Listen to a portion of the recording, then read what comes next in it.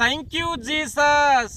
యేసుక్రీస్తు నామములో మీ అందరికీ నా యొక్క హృదయపూర్వక వందనములు. ఈరోజు దేవుడిచ్చిన వాగ్దానము ఫిలిప్పీలకు రాసిన పత్రిక 4వ అధ్యాయము 19వ వచనం. దేవుడు తన ఐశ్వర్యము చొప్పున క్రీస్తు యేసునందు మహిమలో మీ ప్రతి అవసరమును తీర్చును. ఆమేన్, ఆమేన్, ఆమేన్. క్రీస్తునందు ప్రియమైన సహోదరి సహోదరులకు ఈరోజు దేవుడిచ్చిన అద్భుతమైన మాటలను బట్టి మనము దేవుని స్తుతించాలి.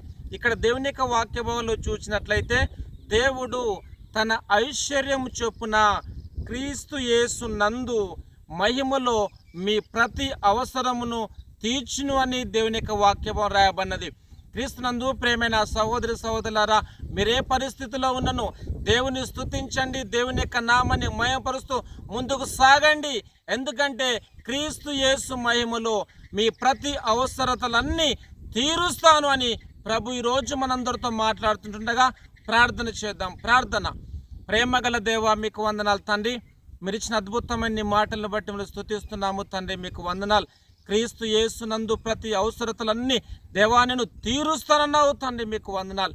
ఈ ప్రోగ్రాం చూస్తున్న ప్రతి ఒక్కరికి నీ అవసరతలన్నీ తీర్చుము, క్షేమము దయచేయండి, ఆరోగ్యము దయచేయండి, ఆశీర్వాదం దీవెన దయచేయమని మిమ్మల్ని స్తుతిస్తూ సమస్తమైనటువంటి మహిమ ఘనత ప్రభావాలు మీకే చెల్లిస్తూ యేసుక్రీస్తు నామములో ప్రార్థిస్తున్నాను తండ్రి.